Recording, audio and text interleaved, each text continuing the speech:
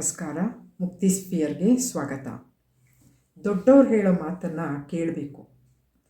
ಅವರೇನೋ ಹೇಳ್ತಾರೆ, ಅದು ಆಜ್ಞೆ ಡಿಕ್ಟೇಟ್ ಮಾಡ್ತಾರೆ ಅಂತ ಅಂದ್ಕೋಬಾರ್ದು. ಯಾಕಂದರೆ ಅದು ಅವರ ಅನುಭವದ ಮಾತಾಗಿರುತ್ತೆ. ಇದಕ್ಕೊಂದು ಕತೆ ಹೇಳ್ತೀನಿ. ಒಂದು ನೀರಿನ ಹೊಂಡ ಇರುತ್ತೆ. ಆ ಹೊಂಡದಲ್ಲಿ ನೂರಾರು ಕಪ್ಪೆಗಳು ವಾಸವಾಗಿರ್ತವೆ. ದಿನ ಅವು ಬಂದು ಬಿಸಿಲು ಕಾಯಿಸೋಕ್ಕೆ ಅಂತ ದಂಡೆನಲ್ಲಿ ಕೂತ್ಕೋತಾ ಇರ್ತವೆ. ಒಂದಿನ ಹೀಗೆ ಕೂತಿದ್ದಾಗ ಎರಡು ಎತ್ತುಗಳು ನೀರು ಕುಡಿಯೋದಕ್ಕೆ ಬರ್ತವೆ. ನೀರು ಕುಡಿತಾ ಕುಡಿತಾ ಏನು ಮಾಡ್ತವೆ, ಜಗಳ ಆಡಿಕೊಂಡು ಕೊಂಬಲ್ಲಿ ತಿವಿದಾಡೋಕ್ಕೆ ಶುರು ಮಾಡ್ತವೆ.